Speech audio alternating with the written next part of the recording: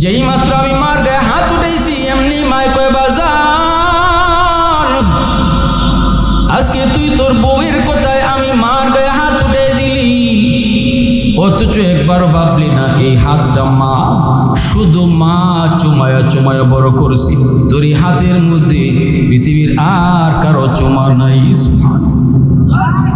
আজকে ওই হাত দিয়ে বুঝি তুই মারে মারলি, আল্লাহ যেন তোর এই হাত ফসাইয়া দেয়। নাউজুবিল্লাহ। একটা বদ্ধ। 2 নম্বর বদ্ধ হলো তোর জানা, তুই যেন আমার জানাজা পড়তে না পারো।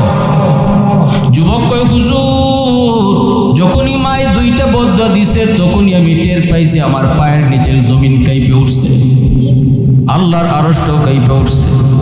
যুবকরি একটু দিলটা নরম করে কথাগুলি বুঝো, একটু বুঝো কার কলিজায় ব্যথা লাগাইয়া তুমি সুখ খুঁজতেছ। বাপ মার কলিজায় আগুন ধরে কেউ কোনোদিন সুখ পায় না রে যুবক। আল্লাহ লাইট আল্লাহ পাক আমার আপনার জীবনে লাইট লাগাইয়া দিছে। এই যে এখানে লাইট লাগানো, এই লাইট জ্বলবে না যদি পাওয়ার হাউস থেকে লাইন ওকে না করো, শুধু লাইট থাকবে জ্বলবে না। আমার আপনার জীবনে আল্লাহ লাইট লাগাইয়া দিছে, জ্বালাইয়া দেয় নাই। আর জ্বালাইতে কইছি বাপ মা তোমার জীবনের পাওয়ার হাউস, ওখান থেকে লাইন ওকে করো, আমি তোমার বাতি জ্বালাইয়া দিব। সুবহানাল্লাহ। জিন্দেগির বাতি আমি জ্বালাইয়া দিব, ব্যবসা বাণিজ্যে উন্নতি আমি আল্লাহ বাড়াইয়া দিব, চাকরিতে তোমার প্রমোশন করাইয়া দিব, হায়াতের ভিতরে আমি বরকত বাড়াইয়া দিব। অ্যাক্সিডেন্টে তোমার পাও ভাঙ্গে যাওয়ার কথা, বাপ মার দোয়া থাকলে আমি আল্লাহ কুদরতিভাবে হেফাজত করব। ঠাটা তোমার মাথায় পড়ার কথা, বাপ মার দোয়া থাকলে আমি আল্লাহ কাইটা দিব, দূর করব। ভাইরা বন্ধুরা এজন্য বলতেছিলাম, ওই যুবক বলতেছে হুজুর মা যখন এই বদ্ধ দিছে, কিছুদিন পর আমি অফিস থেকে খবর পেলাম মা দুনিয়ায় নেই। জানাজা পড়ার জন্য আমি দ্রুত আসলাম, কিন্তু গ্রামে পৌঁছতে এত দেরি হয়ে গেল। অন্যদিন এত দেরি হয় না, এত রাস্তাঘাটে সমস্যা হয় না। গ্রামে পৌঁছতে বিকাল হয়ে গেছে। এলাকার মানুষ আমাকে ছাড়াই আমার মার জানাজা পড়ে ফেলছে। মানুষেরা কয় বাজার অনেকক্ষণ অপেক্ষা করেছি, আর মানুষের ধৈর্য ধরে না।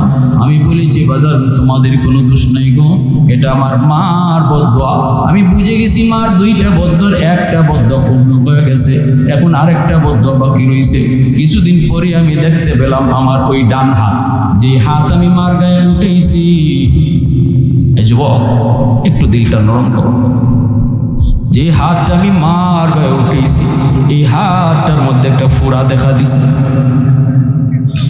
মনে করছি ছোট্ট ফোড়া, কিন্তু এটা ফোড়া না, এটাই মার বদদোয়া। পচন শুরু হয়েছে, ডাক্তার অ্যান্টিবায়োটিক হাই অ্যান্টিবায়োটিক দিছে, কিন্তু না ফোড়া তো ভালো হয় না, পচন খালি উপরের দিকে উঠে। ডাক্তার কই যুবক আমরা তো তোমার রোগ ধরতে পারি না, এই ঔষধে তো এটা ভালো হওয়ার কথা। আমি তখনই কেঁদে কেঁদে বলেছি ডাক্তার তোমরা আমার রোগ ভালো করতে পারবে না গো, আমার আগুন লাগছে আসমানে, পানি চলছে জমিনে। ভাইরা আমার এজন্য বলতেছিলাম যুবক, পৃথিবীতে এমন বহু নজির আল্লাহ রাখছে যারা বাপ মারে কষ্ট দেয়, আল্লাহ দুনিয়াতে নগদ শাস্তি দেয়। নগদ একমাত্র শাস্তি আল্লাহ বাপ মারের সাথে যারা খারাপ আচরণ করে এদেরকে নগদ শাস্তি দুনিয়াতে দেয়, পরকালে তো শাস্তি আছেই। আর বাপ মারে যারা খুশি কইরা দুনিয়াতে চলবো, বাপ মার কথা মতো চলবো, বাপ মারে খুশি রাইকা চলবো, তারাও দুনিয়াতে নগদ সুফল পায়। যেমনটা পাইছেন ইমাম বুখারী, যেমনটা পাইছেন ইমাম মুসলিম, যেমনটা পাইছেন মঈনুদ্দিন চিশতি, যেমনটা পাইছেন আব্দুল কাদের জিলানী, যেমনটা পাইছেন কুতুবউদ্দিন বখতিয়ার কাকি, যেমনটা পাইছেন ওয়াসকুরুনি, যেমনটা পাইছেন বাইজিদ বুস্তামি। আল্লাহু আকবার জোরে কও। মায় কইছিল বাজান পানি খাইতাম, ছোট্ট বাবু বাইজিদ পানি আনতে আনতে দেখে মা ঘুমাই গেছে। ফজর পর্যন্ত গ্লাস নিয়ে দাঁড়ানো, মার ঘুম ভাঙছে। বাবা ডাক দিলি না?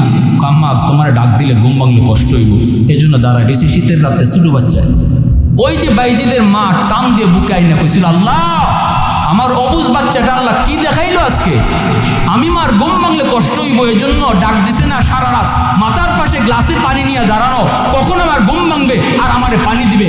ও মালিক এর বদলে আমি মা দিতে পারবো না, তোমার আদালতে হাত উঠাইলাম, আমার বাইজিদকে তুমি জগতের ওলিদের সর্দার বানাইয়া দিও। আল্লাহর দরবারের সাথে সাথে কবুল। বাইজিদ বুস্তামি শুধু বুস্তামি না, জগতের অলিদের সর্দার আল্লাহ বানায় দিয়েছে। যাদের বাপ মা দুনিয়া আছে, আজ রাত বাপ মারে যে খুশি করব, খুশি করে ঘুমাবো, আল্লাহ খুশি হয়। জানি না আজকের রাত কার জীবনের শেষ রাত। যদি মা বাবারে খুশি করে ঘুমাই, মাথায় একটু তেল দেও না, বাপ মারে খুশি করতে লক্ষ টাকা লাগে না, বোয়াল মাছ খাওয়াইতে হয় না, মুখ ভরে আম্মা কুয়ে ডাক দিও, মুখ ভরে ভরে আব্বা কুয়ে ডাক দিও, দেখবা বাপ মার দিল খুশি হয়ে গেছে। বাপ মা সন্তানের আম্মা ডাকটা শোনার জন্য খাকা করে দিল, বাবার আব্বা ডাকটা শোনার জন্য খাকা করে। সন্তান বৃদ্ধ হলো বাপ মার কাছে কখনো বড় হয় না, ছোটই থাকে। যে সন্তান মাকে বাবাকে বেশি বেশি আব্বা আম্মা ডাকবে, এই সন্তানের উপরে বাপ মা খুশি থাকে, ঠিক না? বেশি বেশি ডাকবা। আর রাতে ঘুমাইবার সময় একটু তেল লাগাই দাও না, দেখবা মা খুশি। বাবার ফায়ের তলায় একটু তেল লাগাই দাও, মশাইটা নিজে টানায় দাও, বৌরে দিয়ে না। বাবার মশাইটা তুমি নিজে টানাও, আব্বা আমি মশাই টানাই দিচ্ছি, আম্মা মশাইটা আমি টানাই দিচ্ছি। সন্তানের দিলটা বা মার দিলটা খুশি হয়ে যাবে। অসুস্থ বাবার মাথার পাশে বৈশাখ কপালে হাতটা রাখো। আরে ডাক্তার পরে আনো না, আগে তুমি নিজে কপালে হাতটা দিয়ে কও না, আব্বা এখন কেমন লাগতেছে, দেখবা বাবা অর্ধেক সুস্থ হয়ে গেছে। বাপ মার দিল খুশি, আল্লাহ বলে আমি আল্লাহ খুশি। আজকে রাত বাপ মারে খুশি করব। আর যাদের বাপ মা দুনিয়াতে নাই, যারা কবরে চলে গেছে, তাদের যে 5টা আমলের কথা কইছিলাম, আজকে 5টা আমল শেষ করার মতো কোনো সুযোগ নেই। শুধু একটা আমলের কথা কইলাম, আল্লাহ রসুল কয় তাদের জন্য বেশি বেশি দোয়া করবা। এরপরও কইলাই 2 নম্বর রসুল কয় আল ইস্তিগফারুল লাহুমা, তাদের জন্য বেশি বেশি দান করবা। 3 নম্বরে রসুল কয় ইনফাযু আহদিহিমা মিন বাদিহিমা, তাদের কোনো ওয়াদা থাকলে ওয়াদা পূরণ করবা। 4 নম্বরে রসুল বলে সিলাতুর রহিমিল্লাতি লা তুসালু ইল্লা বিহিমা, তাদের আত্মীয় স্বজনের খোঁজখবর নিবা। বাপমা নাই তো বাপমার আত্মীয় স্বজন আছে, তাদের খোঁজখবর নিবা, তাদের পাশে থাকবা, তাদেরকে সহযোগিতা করবা। তবেই বাপমা কবরে শুয়া শুয়া তোমার খেদমত পাইতে থাকবে, বাপমার খেদমত করা হবে। 5 নম্বর রসুল বলেন ইকরামু সাদিকিহিমা মিন বাদিহিমা, মা বাবা না থাকলে বাপমার বন্ধু বান্ধব যারা আছে, বাপমার সমবয়সের যে মানুষ আছে, তাদেরকে শ্রদ্ধা কইরো। বাবা নাই কিন্তু বাবার বয়সের মানুষ দেখলে বাবার মতো শ্রদ্ধা করবা, সাথে সাথে বাবা কবরে শুয়ে শুয়া তোমার এই খেদমত পেয়ে যাবে। যেন রসুল বলতেছে বাবারই যেন তুমি সম্মানটা করছো, এই সম্মানটা করছো। আর রসুল বলছেন জুম্মার দিন মান যারা কবর আবাওয়াইহি ফি কুল্লি জুমাতিন গুফিরা লাহু কুতিবা বাররান, যদি কোনো সন্তান বাপ মার দিলে কষ্ট দিয়া থাকে, রসুল কয় জুম্মার দিন কবর জিয়ারত কইরো, তাহলে আল্লাহ পাক তোমার এই অপরাধকে আল্লাহ মাফ কইরা বাধ্য সন্তানের তালিকাভুক্ত বানাইয়া দিব। জুম্মার দিন কবর জিয়ারত কঠিন না সহজ? এই আওয়াজ দিয়া বলেন জুম্মার দিন সবাই কবর জিয়ারত করবো। কারা কারা একটু হাত তুলে আল্লাহরে দেখান। আল্লাহ কবুল করে আজকের মাহফিল এখানেও তো সার্থক হইতে পারে যদি এই নিয়তটা পাকাপাকি করি। জুম্মার দিন ফজর থেকে নিয়ে সূর্য ডোবা পর্যন্ত কবরস্থানে অবশ্যই যাব। রসুল বলে জুম্মার দিন কবর জিয়ারত করলে এই সন্তান দুনিয়ার থাকতে যদি বাপ মারে অনিচ্ছায় বা ইচ্ছায় কষ্ট দিয়াও থাকে, আল্লাহ মাফ করে দেবেন। বনু তামিম মদিনা শরীফের একটা প্রসিদ্ধ গোত্র। এই বনু তামিম গোত্রের এক যুবক নবীজির কাছে কাঁদতে কাঁদতে হাজির হলো। আল্লাহ নবী বলতেছেন যুবক কাঁদো কেন? যুবক বলে ইয়া রাসূলুল্লাহ আপনি আমারে সান্ত্বনা দেন, নাইলে আমি কাঁদতে কাঁদতে মরেই যাই। আল্লাহ রসুল কয় কি তোমার যন্ত্রণা সেটা আগে বলো, সান্ত্বনা তো পরে, আগে তো যন্ত্রণা শুনি। যুবক কাঁদে আর বলতেছে হুজুর আমার মা আমার বাবা আজ দুনিয়াতে নাই, যেদিন তারা দুনিয়াতে ছিলেন সেদিন আমি টাকা পয়সার সন্ধান পাই নাই, কষ্ট করেছি কিন্তু গরিব ছিলাম। আব্বা কষ্ট করে করে সংসার চালাইছেন, কখনো একবেলা খেয়েছি, মা কখনো না খেয়ে ঘুমাইছেন। আমি মাকে ভালো চিকিৎসা করাইতে পারি নাই, বাবারে ভালো চিকিৎসা করাইতে পারি নাই। চিকিৎসার অভাবেই আমার আম্মা আমার আব্বা দুনিয়া থেকে বিদায় হয়েছে। নবী গো আজও মনে পড়ে রাতে যখন আমি মাকে বলতাম মা তুমি খাইছো, তখন মা না খাইয়েও বলতো ও বাবা আমি খাইছি তুমি খাও। পৃথিবীতে একমাত্র মা সন্তানের সাথে বহু মিথ্যা কথা বলে, সন্তানের জন্য বলে, ঠিকই নাজলে বলে।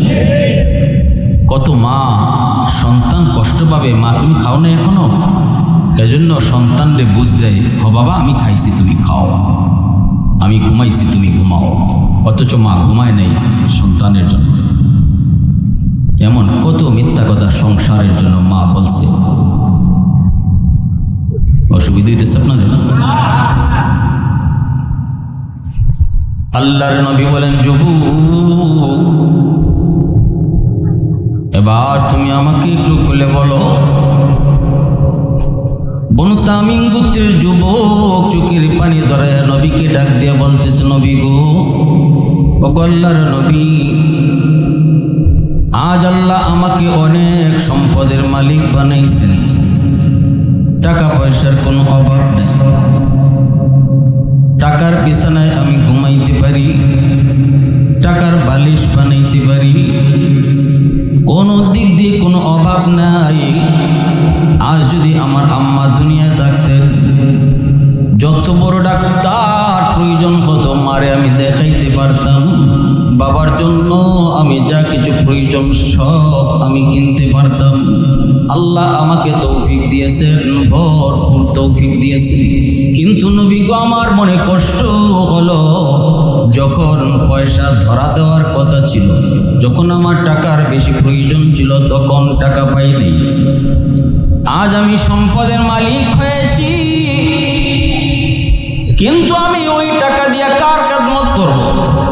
কই আমার মা, কোথায় আমার বাবা?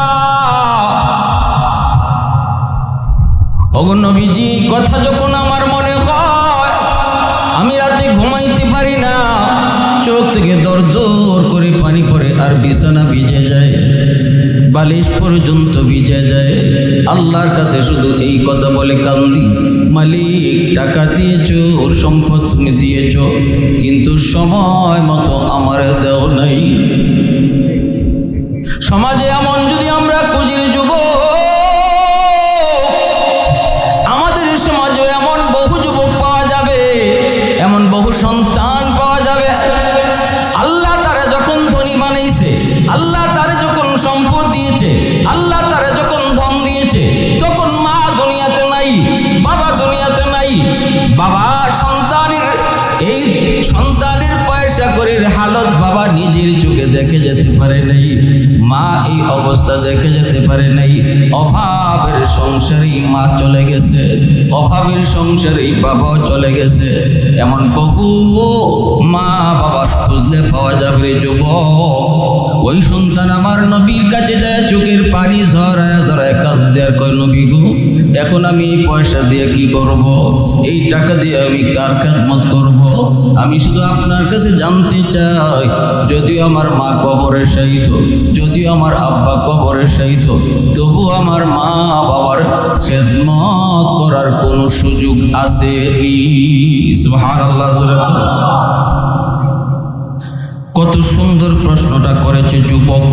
বোঝা গেল যুবকের অন্তরে বাপ মার প্রতি ভালোবাসা আসেনি না নাই? আওয়াজ দিয়া। আজ যদি আমি যদি আমার বাপ মার প্রতি শ্রদ্ধাশীল হই, আমি যদি আমার বাপ মার প্রতি শ্রদ্ধাশীল হই, আমি যদি আমার বাপ মার কথা ইয়াদ করি, আমি যদি আমার বাপ মার সেবা করি, আমি যদি আমার বাপ মার কথা মানি, আগামীকাল আমার সন্তানও আমার কথা মানব। আজ যদি আমি আমার বাবার সাথে বেয়াদবি করি রে যুবক, আগামীকাল তোমার সন্তানও তোমার সাথে বেয়াদবি করবে। এটাই দুনিয়াতে একমাত্র পাওনা। এজন্যই রাসূল বলেন, জানোনি সমস্ত গুনার শাস্তি আল্লাহ পরকালে দিয়া দিবে, কিন্তু একমাত্র একটা কবিরা গুনাহ, যেই গুনাহটার শাস্তি আল্লাহ দুনিয়াতে নগদ দেয়, সেই গুনাহটা হলো উকুকুল ওয়ালিদাইন। ফাইন্নাহু ইউআজ্জালু লিসাহিবিহি ক্বাবলাল মামাত। আল্লাহ নবী বলেন, সেই কবিরা গুনাহটা হলো সন্তান যদি মারে কষ্ট দেয়, বাবারে কষ্ট দেয়, মার চোখ দিয়ে পানি জড়ায়, বাবার চোখ দিয়ে পানি জড়ায়। মনে রাখবা যুবক, মনে রাখবা, আল্লাহ বলতেছেন, নবী বলেন, আল্লাহ পাক এই গুনাহটার শাস্তি আল্লাহ মরণের আগে আগে নগদ দেয়, নগদ। এজন্য মা বাবার অবাধ্য সন্তান দুনিয়াতেই মরণের আগে আগে শাস্তি পেয়ে ফেলে, শাস্তি পেয়ে ফেলে।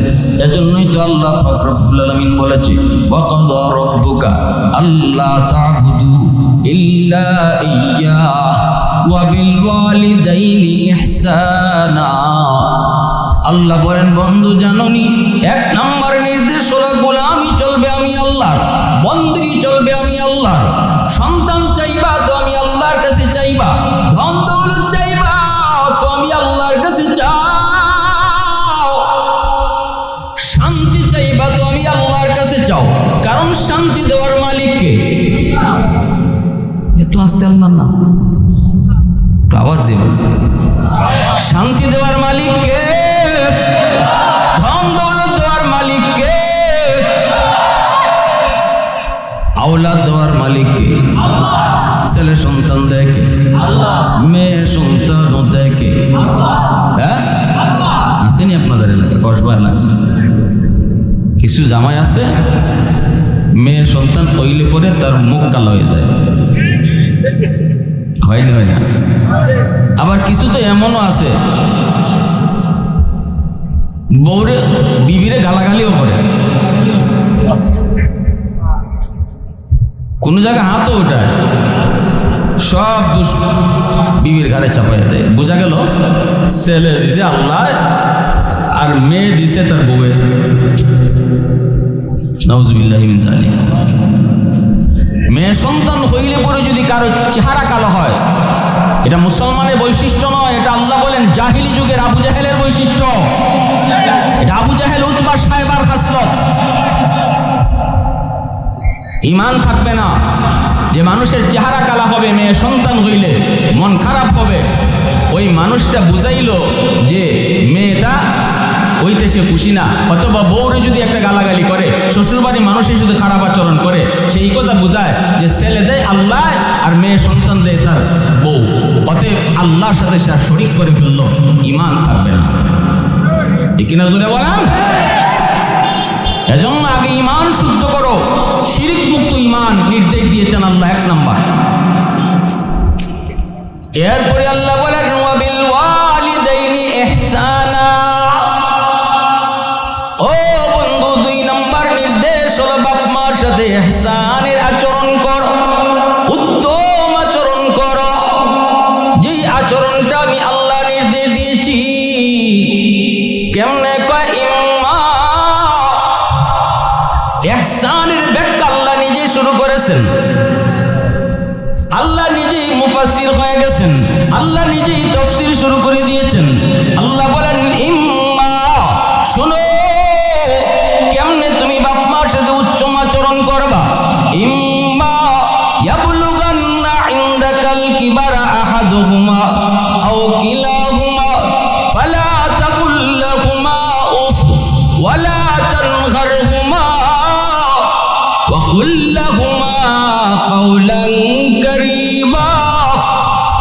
আল্লাহ বলতেছেন, ও দুনিয়ার সন্তানের দল, সর্ববয়সী বাপ মার সাথে তুমি উত্তম আচরণ করবা।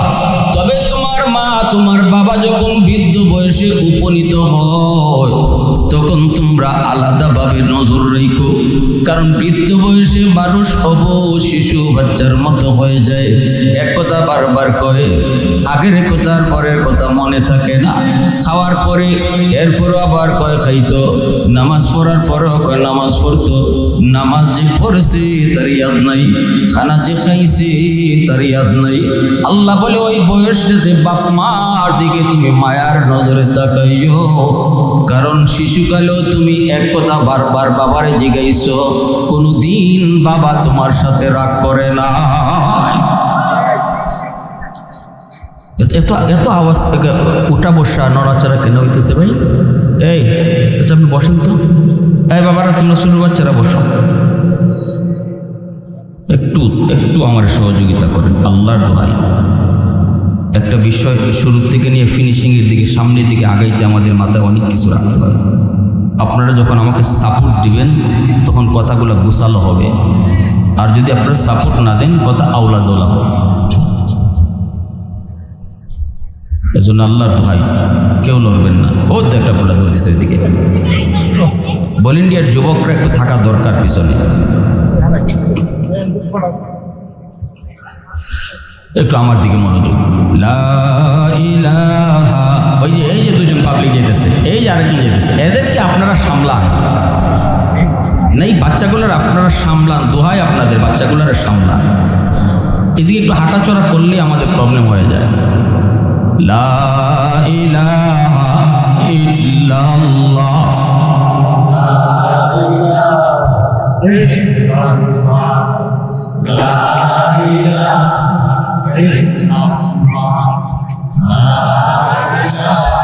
ভাই মহব্বতের সাথে আমি ঘরে তো আমরা জিকির করি না ভাই, ঘরে তো জিকির করা পরিবেশই নাই।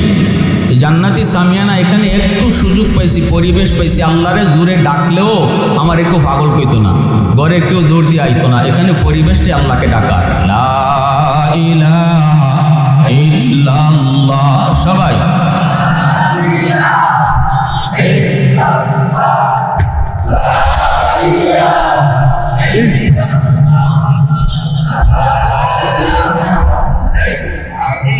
লা ইলাহা ইল্লাল্লাহ।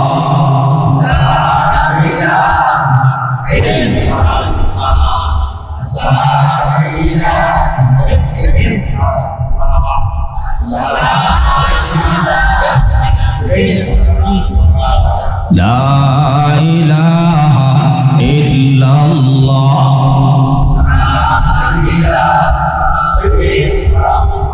লা ইলাহা ইল্লাল্লাহ মুহাম্মাদুর রাসূলুল্লাহ। জোরে সুরে বলি সাল্লাল্লাহু আলাইহি ওয়াসাল্লাম। আমি আপনাদের সামনে বাস্তব কয়েকটা ঘটনা কইব। বাপ মার সাথে বিয়াদবি করার কারণে দুনিয়াতে নগদ শাস্তি আল্লাহ তারে কেমন দিয়েছে, আর বাপ মার দোয়া থাকার পর আল্লাহ তারে কেমন ভাবে কবুল করছে। সুবহানাল্লাহ। মনোযোগ কার কার আছে হাত তুলে আল্লাহরে দেখান, একটু জোরে নারায়ে লাগান। নারায়ে তাকবীর। হয় না? আরো জোরে নারায়ে তাকবীর, আরো জোরে নারায়ে তাকবীর। আল্লাহ তুমি কবুল করো, সবাই বলি আমিন। আল্লাহ বলেন ইম্মা, তাফসীর শুনো, ইহসানের তাফসীর আল্লাহ নিজে করেন। নামাজের হুকুম আল্লাহ দিয়েছেন, আকিমুস সালাহ, নামাজ কায়েম করো। কিন্তু কেমনে নামাজ পড়বো, কেমনে দাঁড়াবো, কেমনে রুকু করব, কেমনে সিজদা করব, তাফসীর আল্লাহ নিজে করেন নাই। আল্লাহ বলছেন কেমনে নামাজ পড়তে হয় আমার বন্ধুর কাছ থেকে শিখে নাও। রাসূল বলেন আমাকে দেখে নামাজ শিখো, কিন্তু মা বাবার সাথে উত্তম আচরণ করো। এই কথা বলার পর আল্লাহকে যদি জিজ্ঞেস করা হয় মালিক কেমনে ভালো আচরণ করব, বাপ মার সাথে উত্তম আচরণ আমি করব তো কেমনে করব? আল্লাহ এই কথা কয় নাই আমার বন্ধুর কাছ থেকে শিখো। বন্ধুর কাছ থেকে তো শিখবা, বরং আল্লাহ নিজে বলেন আমি ব্যাখ্যা করে বলতেছি, আমার কথাটা আগে শুনো। ইম্মা ইয়াবলুগান্না ইনদাকাল কিবারা আহাদুহুমা আও কিলাহুমা ফালা তাকুল লাহুমা উফফিন ওয়ালা তানহারহুমা ওয়া কুল লাহুমা কাওলান কারীমা। আল্লাহ পাক বলেন জানো বৃদ্ধ বয়সে বাপ মার দিকে তুমি আলাদা নজর রাখো। কখনো মা বাবার সাথে কিরিমিরি খায় কথা কইও না, ধমক দিয়া কথা কইও না, নরম নরম ভাষায় বাপ মার সাথে কথা বইল। কারণ শিশু বয়স, তুমি আজ তোমার বাবা বৃদ্ধ বয়সে উপনীত, এক সময় তুমিও এমন ছিলে শিশুকালের একদম শিশু। বৃদ্ধ বয়সে তোমার মা তোমার বাবা যেই হালতে উপনীত হয়েছে রে যুবক, শিশুকালে তোমার আমার অবস্থাটাও এমন ছিল। আজ বাবার পকেটে টাকা নাই, ঔষধের প্রয়োজন হলে বাবা সন্তানের কাছে চাইতে হয়, মার ওষুধের টাকা সন্তানের কাছে চাইতে হয়। বাবার গায়ে শক্তি নেই, কোমরে তার ধুর নেই, কোনো ধরনের চাকুরি বাকুরি কাম কাজ করার ক্ষমতা নাই। কিছু লাগলে সন্তানের মুখের দিকে বাবা তাকায় থাকে, হয়তো বা বলতেছে বাজান রে ওষুধ শেষ, ওষুধটা বাজার থেকে নিয়ে আইসো। মায় হয়তো কয় বাজান আমার গ্যাস্ট্রিকের ট্যাবলেট শেষ হয়ে গেছে রে বাজান, ওষুধটা বাজার থেকে নিয়ে আইসো। হয়তো বা মায় কয় বাজার শীত চলে আসছে, মায়ের জন্য শীতের কাপড় আইনো। বাবা হয়তো বলতেছে বাজান শীত সইতে পারি না, শীতের কাপড়টা নিয়ে এসো। আল্লাহ পাক রব্বুল আলামিন কয় এমন কোন আবদার যদি তোমার মায় করে, এমন কোন আবদার যদি কোনো বাবায় করে, ধমক দিও না, চোখ লাল করে কথা কইও না, কারণ শিশুকালে এমন বহু আবদার তুমি বাবারে করেছ, বাবা তোমারটা আগে পূরণ করেছে। ঔষধের প্রয়োজন ছিল তোমার, ঔষধের প্রয়োজন ছিল বাবার, ঔষধের প্রয়োজন ছিল তোমার মায়েরও, কিন্তু বাবা নিজের ঔষধ বাজার থেকে আগে কিনে নেই, তোমার মায়েরটাও বাবা আগে কিনে নেই, তোমার ওষুধটাই সবার আগে বাজার থেকে কিনছে। শীতের কাপড়ের প্রয়োজন তোমারও প্রয়োজন ছিল, তোমার বাবারও প্রয়োজন ছিল, কিন্তু সেদিন বাবা নিজের কাপড়টা আগে কিনে নাই রে যুবু, সবার আগে তোমার আমার শীতের কাপড়টা বাবাই কিনছে। এজন্য আল্লাহ কয় শিশুকালের কথা ইয়াদ কইরো না, না চোখ লাল কইরো না, ধমক দিও না, কিরিমিরি খায়া কথা কইও না, না না ধমক দিয়া কথা কইও না।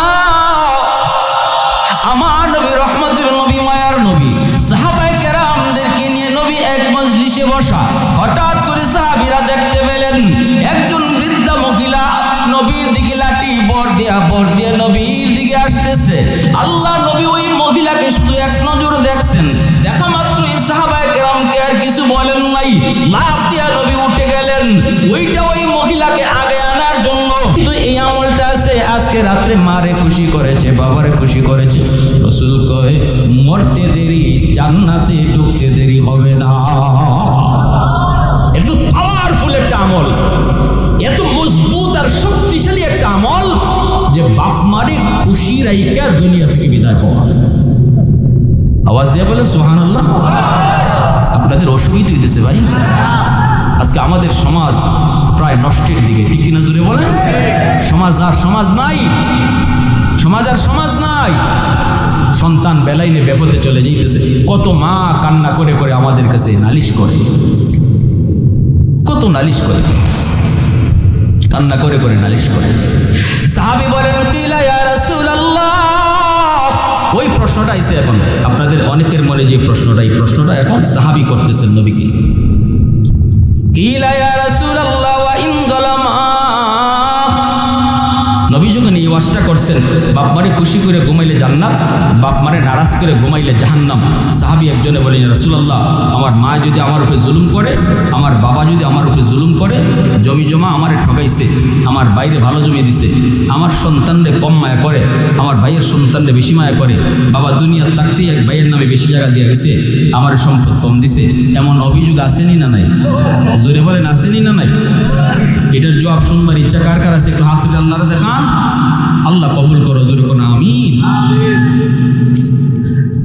নবীজিকে এই প্রশ্নটা করেছেন সাহাবী, এবার আল্লাহ নবী জবাবে বলেন ওয়া ইন যালামা ওয়া ইন যালামা ওয়া ইন যালামা।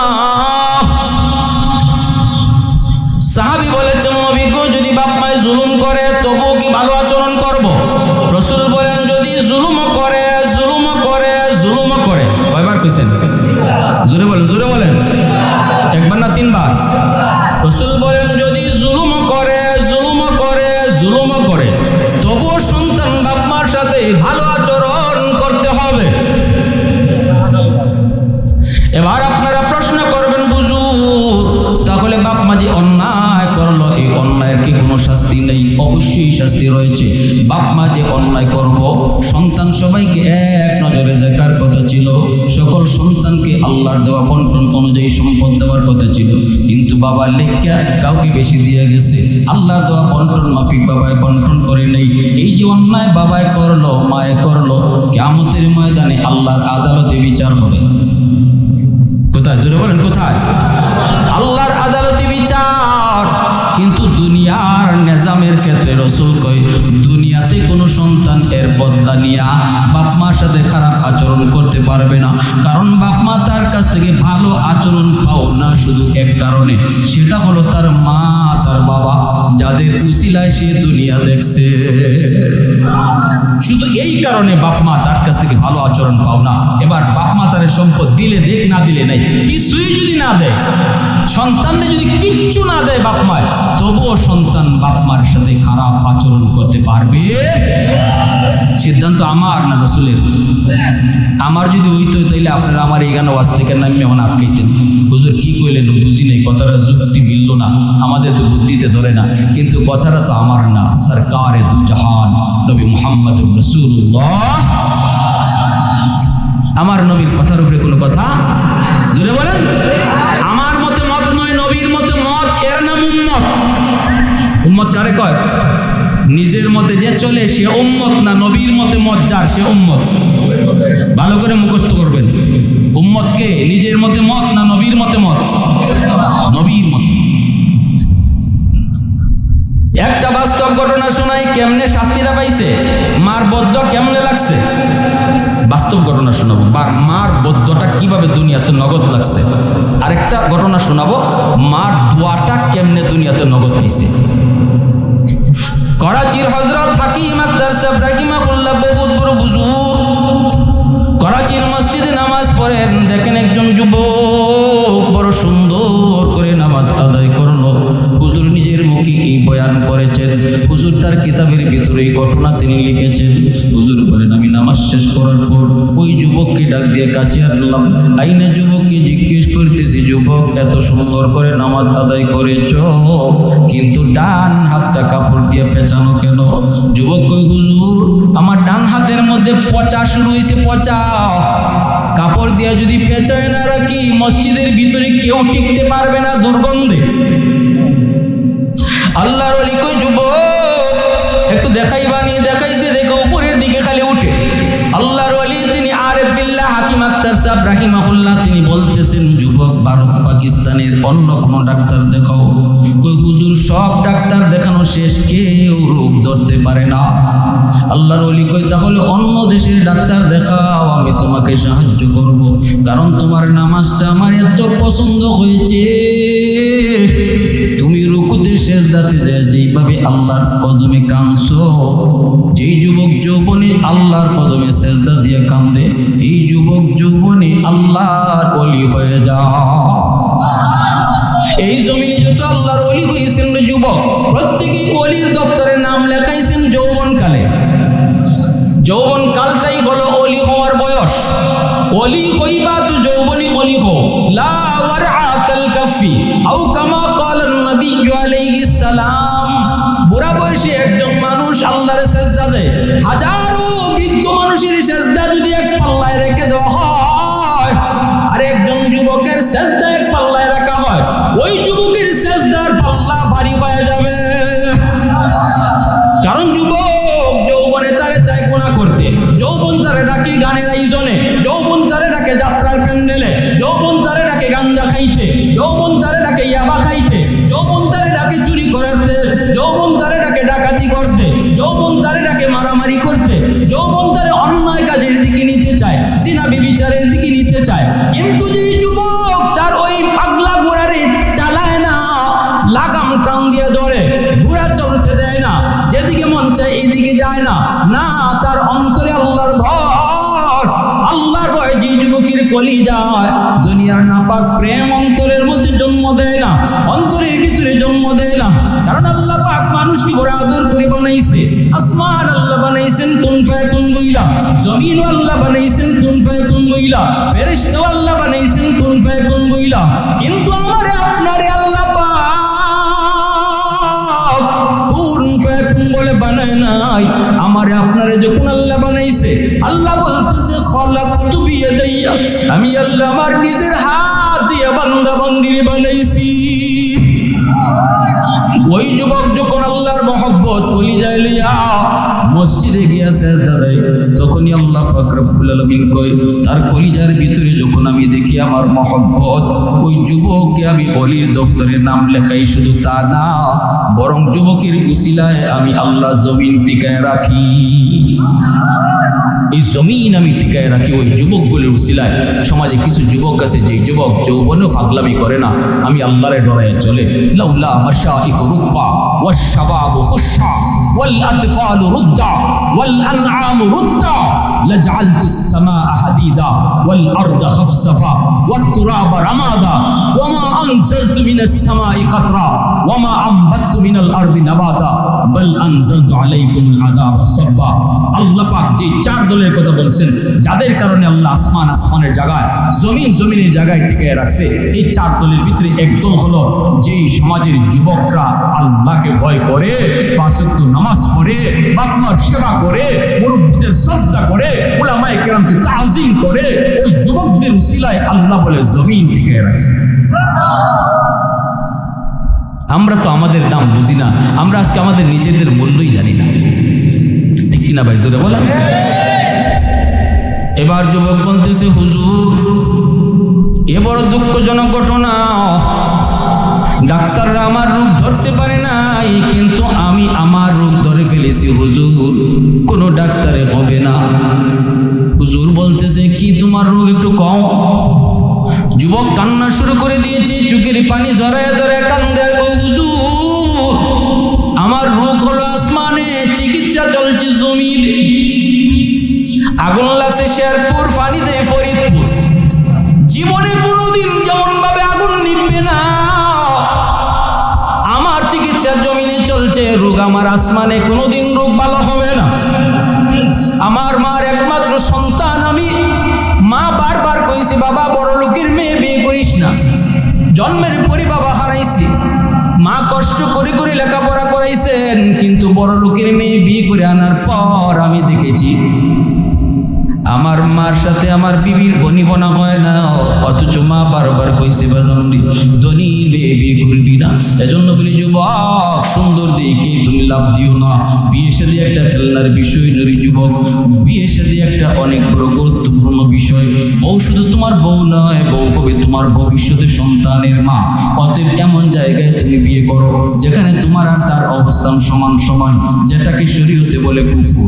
আজকে তুমি চেয়ারম্যানের মেয়ের সাথে সম্পর্ক করছো বিদায় তারে বিয়ে করে ফেলবা, অথচ তুমি একজন রিক্সাওয়ালা ছেলে, অল্প দিনের ভিতরেই সংসারে আগুন লাগবে।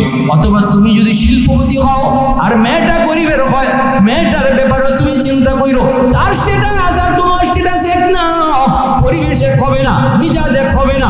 এজন্য শরীয়ত কয় যে যে জায়গায় আছো এই সমানে বিয়ে করবা, যে যে স্তরে আছো স্তরে যাইবা, তাহলে একজন আরেকজনের মেজাজ বুঝতে সহজ হবে, ঠিক কিনা? জোরে কর। শুধু পাইলা আর দৌড় দিলা তা না, এই ধনীর মেয়েটাকে বিয়ে করে আনার কারণে তার মাকে মা কয়া ডাকতে পারে না, মাকে মা কয় না।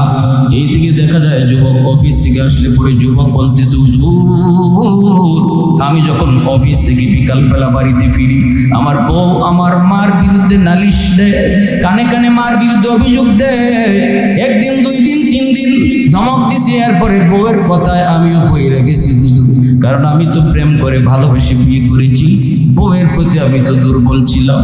আমার মা যে এত কষ্ট করে আমাকে পড়ালেখা করাইলো, আমার জন্মের পরেই যে বাবা হারাইলো, মার আদর বাবার আদর যেই মার কাছে পেয়েছি, আমি ওই মার রুমে ঢুইকা মারে বকাবকি কইরা মার গায়ে আমি হাত উঠে ফেলছি।